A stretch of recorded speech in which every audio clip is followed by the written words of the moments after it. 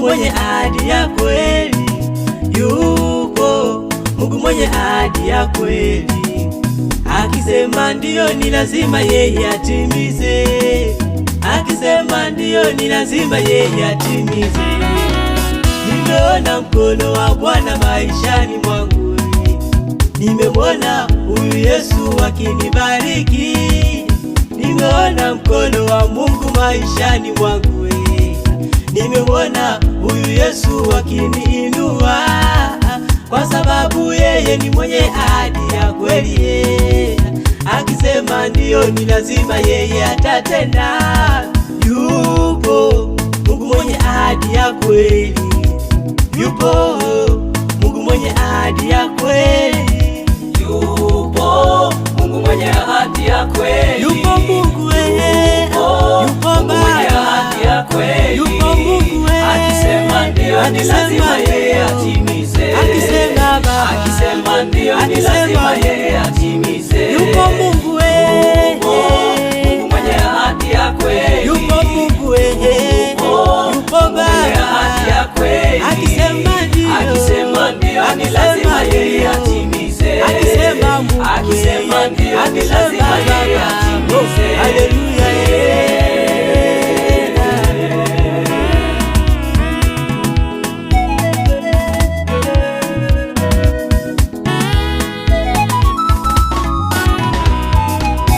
Usitazame majaribu unayopitia, wewe inua macho yako mtazame Mungu.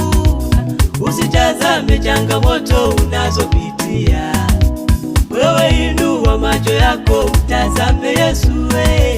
Ayubu alipopitia kwenye changamoto, hakuwatazama ndugu zake, alimtazama Mungu. Japo ndugu zake waliweza kumkataa Ayubu, lakini Ayubu alimtazama Mungu. Haijalishi walisema mangapi juu yake, lakini Ayubu alimtazama Mungu. Hata mke wake alipomwambia, mume wangu Ayubu, mkufuru Mungu ili ufe upumzike, Ayubu hakuweza kumsikiliza mke wake, bali alimsikiliza Mungu wa ahadi ya kweli. Na wewe ndugu yangu, sitazame changamoto unazopitia, wewe inua macho yako mtazame Mungu. Haijalishi wamesema mangapi juu yako, haijalishi wamesema mangapi juu yako,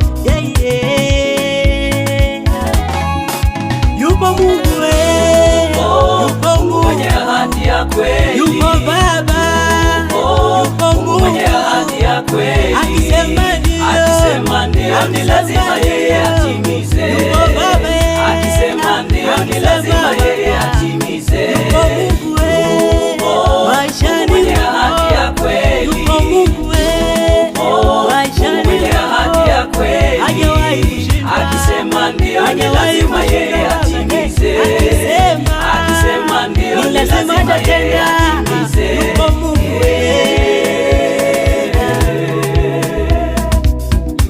ndugu yangu, sikiza nikwambie, yupo Mungu mwenye ahadi ya kweli, akisema ndiyo ni lazima timiza katika maisha yako.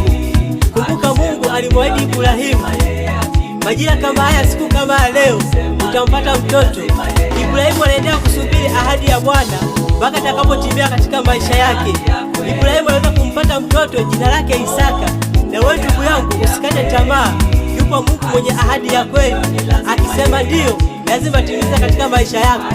Wale wote waliokudharau watabaki wanashangaa baraka za Mungu maishani mwako. Haleluya. Yupo Mungu yupo Baba, usikate tamaa, usivunjike moyo.